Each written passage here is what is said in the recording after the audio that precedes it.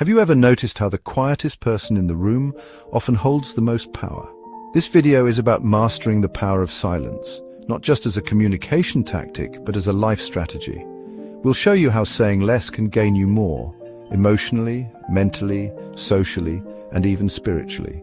Most people believe that to win in life, you must speak up, assert yourself, or constantly express how you feel. They think silence is weakness, passivity.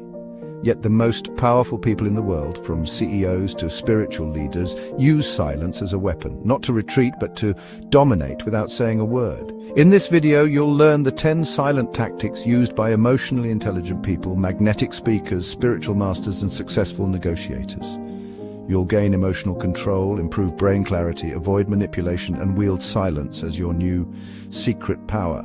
At a dinner table in Tokyo, Akira's father slammed his glass on the table. Ishii, "Speak up, boy. Why don't you ever say what's on your mind?" Akira just looked at him, not in defiance, but in choice.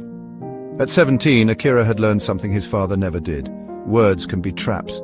He used to talk too much, over-explain, defend himself constantly. But after reading an old Zen scroll that said, "To win without fighting, be still," he began experimenting with silence. At school, when bullies pushed him, he stayed quiet.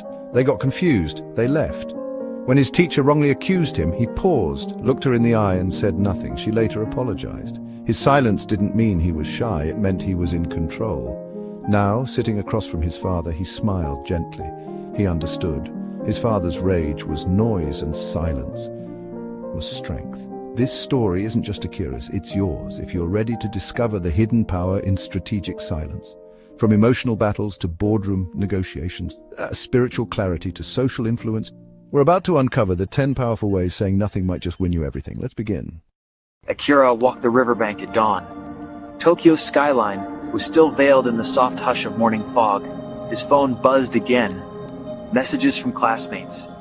Comments on his last post. Another ping from the group chat. He silenced it. He'd made a rule. No talking, no texting, no reacting. For the first hour of the day, this wasn't just to avoid distractions. It was a ritual, a mental reset, a moment where silence wasn't absence. It was presence. As he walked, he noticed things others didn't. The sound of wind brushing across stone, the gentle pulse of the river. His mind, once chaotic, now focused. At school, people wondered why he always seemed calm. He never rushed answers, never blurted reactions. While others scrambled to be first to speak, Akira often paused. That pause gave him an edge. He wasn't ignoring the world. He was absorbing it. That's when something changed. One morning, he reached school to find his name scribbled in angry red marker across his locker. Fake monk? It didn't rattle him. But it raised a question in his mind. Was silence always power? Or was it sometimes misread as weakness? He'd find out soon. Because the bell rang and Midori, the loudest girl in class, had just challenged him publicly. The classroom buzzed with whispers before Midori even finished her sentence. "What's wrong, Akira? Cat got your tongue? Or are you just too scared to speak?" She smirked, arms crossed. Everyone turned. Midori wasn't just popular, she was loud, fast, ruthless, known for using her voice like a blade, slicing through insecurities with sarcasm and public mockery.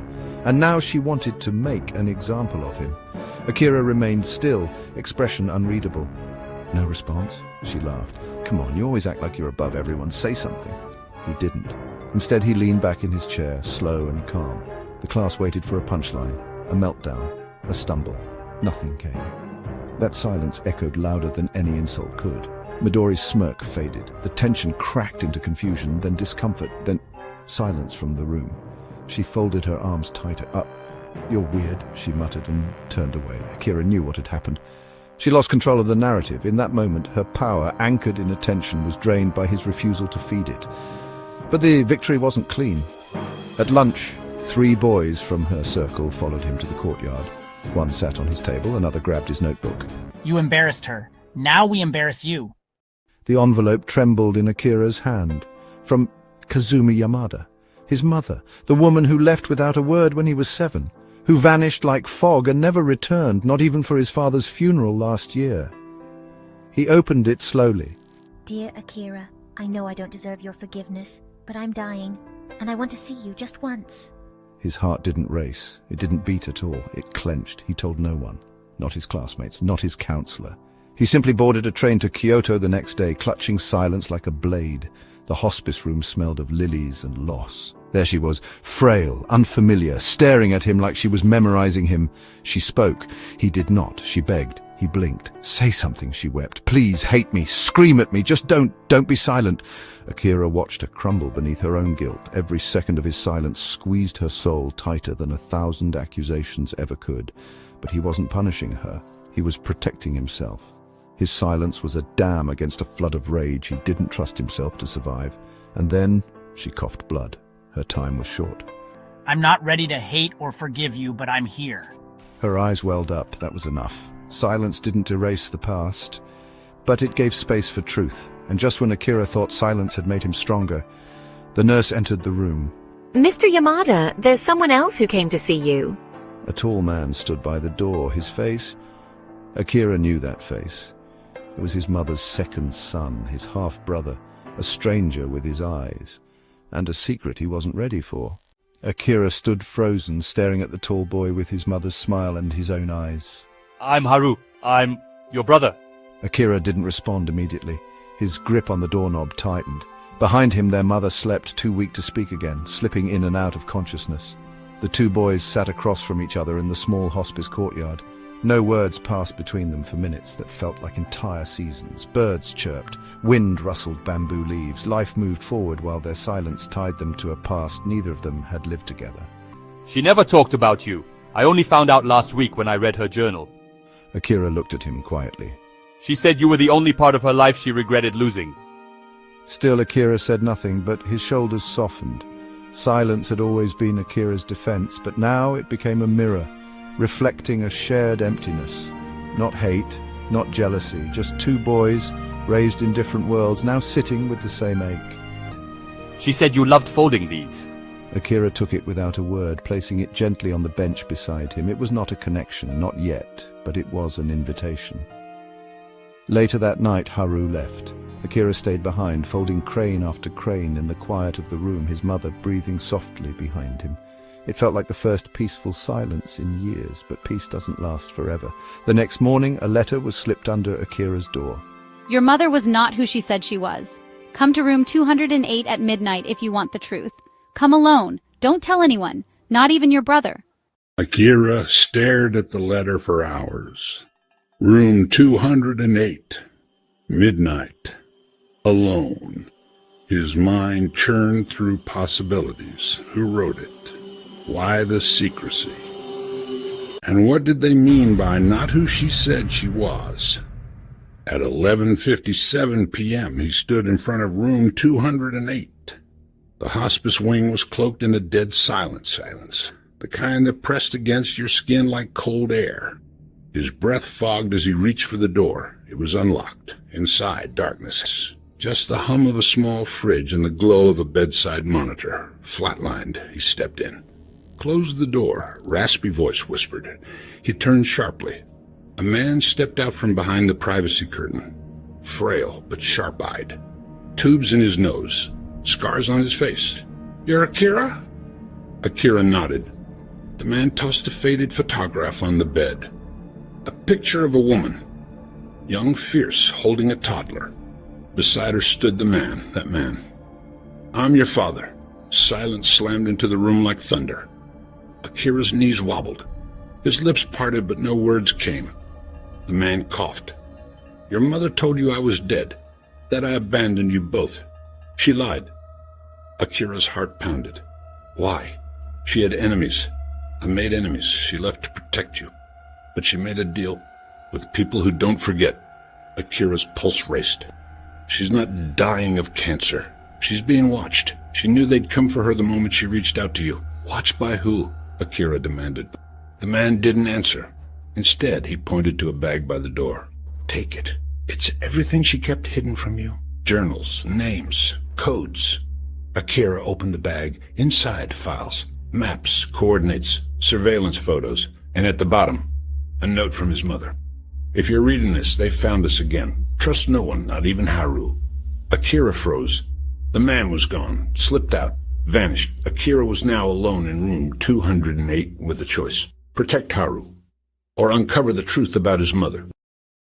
The note echoed in Akira's mind like a gunshot in a cave. Trust no one, not even Haru.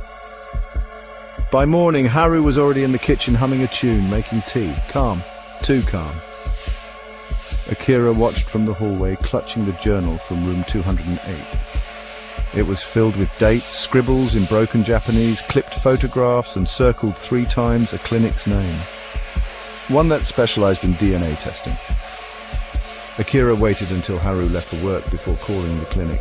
His hands shook, his breath came shallow. He gave the names, his, Haru's, his mother's. Sir, you're listed as her son, but Haru isn't. Akira's world tilted. He hung up, staggered back, slammed the bag against the wall. The files flew open, among them a birth certificate, Haru's. Different mother, different surname, he wasn't her son. Haru was a lie, but why? Akira checked her journal again. This time he spotted a red star next to a hospital discharge sheet. The date matched Haru's adoption, except it wasn't an adoption, it was a hostage exchange. The truth crashed into his chest. His mother had given up another woman's child, a child with ties to the people she was running from, in order to keep Akira safe. And now that child was living in their home, calling her mother. Akira rushed into Haru's room. Empty, clean, too clean. Under the bed, a lockbox. Inside, a burner phone, coded texts, and a photo of Akira from 3 years ago, circled in red marker. Then footsteps. Haru stood at the door. You opened it. Akira stepped back. Who are you? Haru smiled, calm, cold. Someone who waited too long. He pulled something from his pocket, not a weapon, a lighter. Mom was always afraid of fire, Haru said. Let's see what you're afraid of. The curtain ignited behind him. The room began to burn. The corridor narrowed into a glowing slit of light. Akira walked slowly now, no longer running, no longer afraid. Every breath echoed in the hush. No alarms, no footsteps, just silence. Ahead stood the woman in white, her eyes no longer sad, her hands no longer trembling. She smiled. You've made it. He stepped closer, not speaking. Do you remember now? Akira closed his eyes and remembered everything. The noise, the masks, the arguments, the failed alarms, the hollow success. The need to be heard, to be seen, to prove, all of it, noise, until silence spoke louder, until stillness became strategy, until he stopped answering the world and started listening to the whisper within. He opened his eyes. "I do," he whispered, not with words, but with the calm of clarity. The room behind her flickered open, inside, a hospital bed occupied by him. The truth was no longer a twist, it was a release. He was the waking dream, the voice within the noise, the version of himself that chose stillness over striving, depth over doing. A doctor approached. "You're the final sequence," the doctor said. "The Akira within Akira, the part of him that waited for silence to speak." And did it? The doctor looked at him. "You tell me." Akira stepped into the room, laid a hand on his own chest, not to wake but to bless, then walked out into a sunrise he had never truly seen. The sky held no applause. The wind made no speech, but in the quiet he smiled, because now he understood. The greatest answers are not screamed, they are sensed, in the silence between distractions, in the stillness of knowing who you are. He said nothing, but he had gained everything. Years later, a man named Akira mentors restless youth, not by shouting, but by listening. He teaches that silence isn't weakness, it's weaponry. And each morning at 4 a.m. he wakes, not to chase success, but to sit, breathe, and be, because he knows now. The power of silence is not in saying nothing, but in needing nothing to behold. And finally, he was.